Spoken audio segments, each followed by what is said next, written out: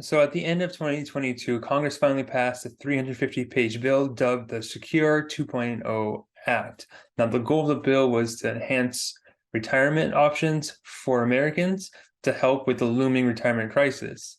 Now, while their intentions were pure, there are some errors in making the bill that actually made it worse in some cases. Now, I've waited a little while to make a video to go give you guys the walkthrough and the breakdown of all of this, because there's a lot of things that affect Washington State employees that really have no clarification for it yet. So I'm going to kind of dive into those and my thoughts behind them as we get rolling through the video. I'm actually going to break the video up into segments. So the Secure Act actually rolls out in phases. So we have some rules for 2023. The most of them are going to come in 24. There's some for 25 and a couple more beyond that. So we're going to break it down year by year of what you need to know. So starting off with our current year, 2023, the biggest change that you need to know about for Washington State employees is that the required minimum distribution age, that's the age that you have to take money out of your pre-tax accounts, whether you like to or not, and you have to pay taxes on that money, of course. So that age actually got moved from, say, age 72 over to age 73. So they moved it back one whole year. So how does that affect you? If you are 73 this year, now is your time to take it. If you haven't taken an RMD yet, then it doesn't really affect you quite yet, right? Anyone already taking RMDs, there's no impact. You're going to keep taking RMDs as scheduled. Now, this rule actually changes from 73 to age 75 in 2033. So in 2033, if you turn 75, that's when you're going to have to start taking RMD at that time. So that's one of the bigger changes for this year to know about. Now, the other change, it doesn't really apply to a lot of state employees that I know about, but it might to some employers, is that they're now going to allow matching contributions to be done on a Roth basis. So if you have an employer that you're putting money in on a Roth 403B, a Roth deferred compensation plan, Roth 401k plan, something like that, before this bill went through, you could put Roth in, but your employer's money was always pre-tax going into it. So you always had some tax liability, even though you did Roth your whole career. This new rule basically makes it so they can also do Roth on it. So you could really have a true Roth retirement account with no pre-tax money in it. Keep in mind that if you go this route, you are responsible for the taxes on your employer's contribution. So you may have to pay a little bit more in taxes to get that money into it. But fast forward to retirement, there'll be actually no pre-tax money in there. Could benefit you in the long run. I don't know too many Washington State employers that have this. I'm just going to throw it out there in case someone decides to add it. All right, so for 2024, this is when most of the rule changes are going to be put into place. So the first one you need to know about is all catch-up contributions for people that make more than $145,000 per year is required to be done on a Roth basis. So walk it back. What does that actually mean?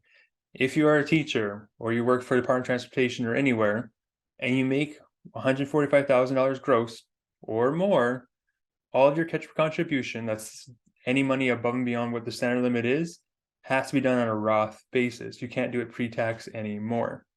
Now, how is this going to affect contributions for districts that have 403Bs but they don't have a Roth option? That's what I'm still waiting to see. Because technically, if you're to do a 403B right now, in 2023, the catch-up contribution is $7,500, right? So you can do $30,000 in 2023.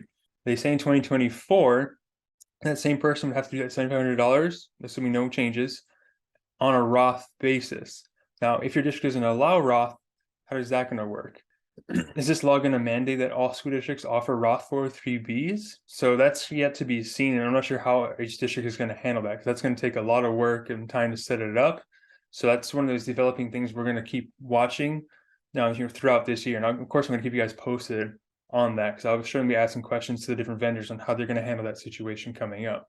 But one of the key things is this is kind of an if situation. So even though the law passed and everything, there was a key error made that said that instead of this rule being to allow Roth, they deleted a paragraph, and essentially now the wording essentially is no one is allowed to make catch-up contributions starting in 2024.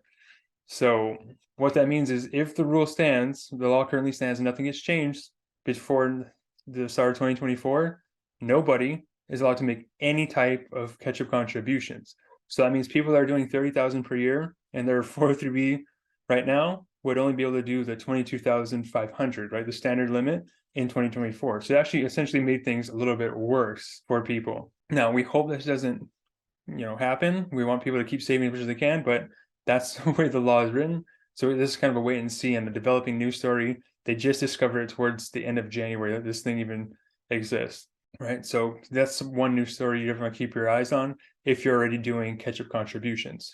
Now, another rule change that actually benefits everyone, and I'm not sure why this wasn't a rule earlier, was that now your Roth retirement accounts, such as a Roth 403b, eventually the Roth DCP, any kind of Roth 401k plans, don't have RMDs anymore, right? So RMD is that required minimum distribution we talked about earlier that says, hey, you have to take this money out.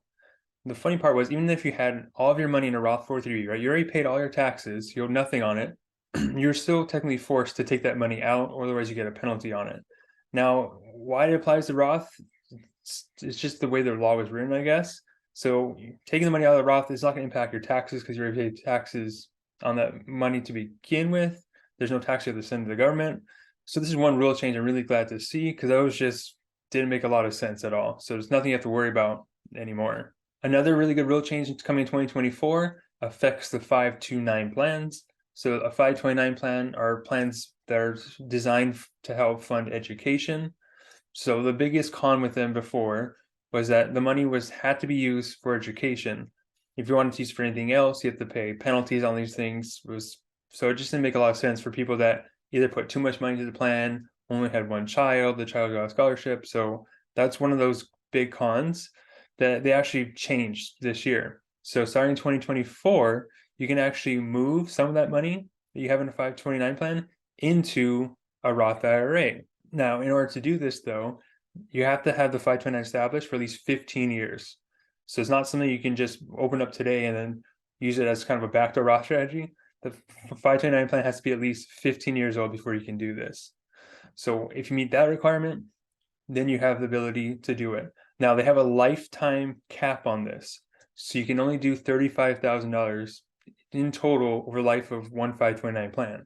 If you have multiple kids, multiple 529 plans, it's $35,000 for each of those plans that you have. Now, the way that the interpretation is that when you do this conversion essentially from 529 to Roth, that actually is going to be subject to the Roth IRA contribution limits for that year. So we can't just move 35,000 in one single year. We have to stay within whatever the Roth IRA limit is during that time. So it might be 6,500 or 7,500 that can be moved in per year. So you can't move it all in at once. It's going to be something you have to trickle in over time and keep track of, so you don't go past that 35,000 of total lifetime conversions from 529 to the Roth. Now, because this is technically considered a conversion in a way, there actually is no income limitations to it, but you do need to have eligible compensation to do it. Eligible compensation just means earned income, physically working for a paycheck, right? So as long as you have a paycheck that's more than the Roth IRA income limit, you can do this swap from 529 to Roth. If your income is strictly from, investments, pension, Social Security, or rental income, then this is not something you could use. You need to have earned income physically working for a paycheck. Now, some other key changes coming in 2024 affects the hardship distribution rules. So in a lot of retirement accounts, they allow for a hardship distribution to cover certain life events. So the new rule that passed allows you to take $1,000 out and avoid the 10% early withdrawal penalty if the money is used for certain personal or family emergencies. Now, you can actually self-certify in this event, and you can do it once per year.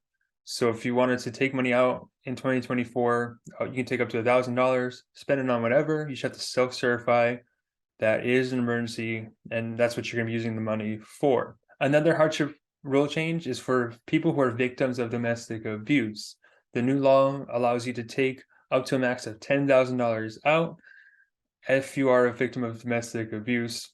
And this is money that is a hardship withdrawal, so you will have to pay taxes on it, but there is no 10% penalty to access that money.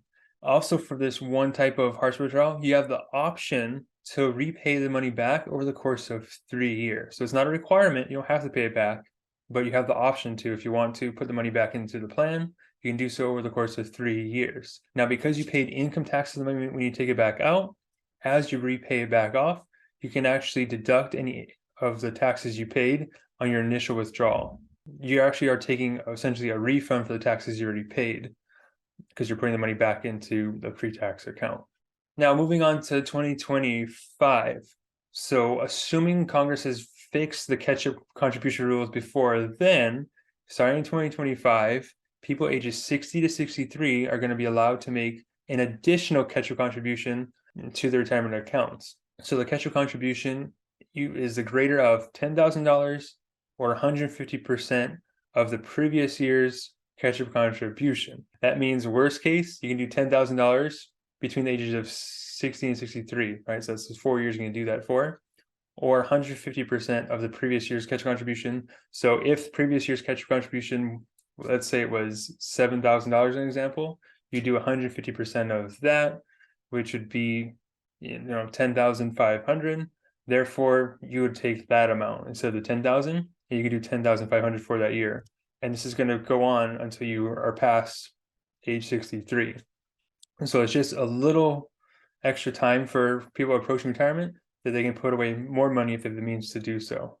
So as you can see, there are a lot of tax benefits that have come out of this bill. Keeping track of them all and when they go in and how they affect each other, or little errors that are in there that prevent you from using these rules, are all part of things that we cover here on this channel and things that I help clients out with. So make sure to keep your eyes on these rules, because as you get closer, you might need a refresh on these things to see what changed between now and then. If you found this video helpful, make sure to give it a like and subscribe so you don't miss future updates like this one. I'll catch you guys all next week. Remember that your future depends on what you do today.